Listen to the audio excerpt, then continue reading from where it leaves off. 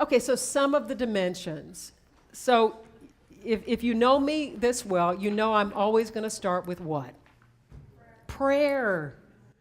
Oh, Lord. Prayer. So here it is. So some dimensions for leaders. It is so interesting how often we leave it out.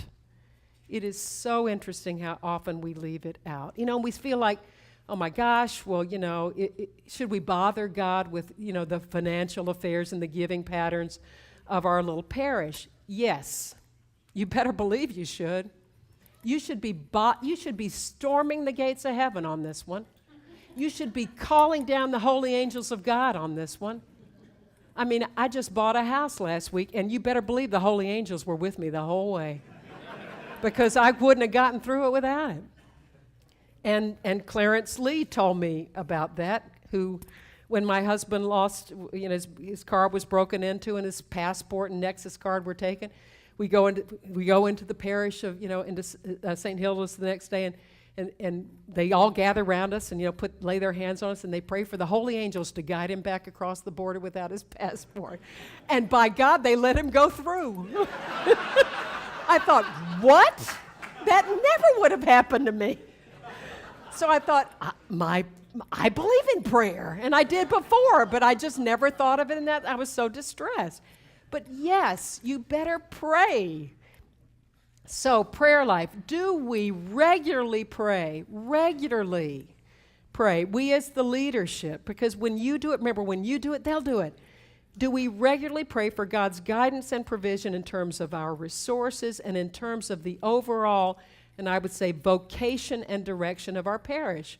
Because many of our parishes are facing perplexing times, are we not? Yes. Can I get an amen?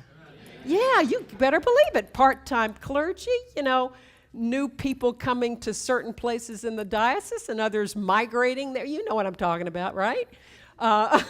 They're shaking their heads back there at St. Michael's, right? So, I mean, many things, and you know, we're in transition, all this perplexing stuff. It better take you to your knees or to your hands raised on high while standing regularly for guidance and for petition. Ask for what you want and then wait to hear. Don't hold back on asking for what your heart's desire is. Don't hold back. God can take it. God can figure that out. Just voice it. Just keep voicing it. So, look at number 1. On your sheet, your impressions of the leadership or the people here, just individually, we regularly pray for God's guidance and provision in terms of our resources and in terms of the overall direction and vocation of our parish.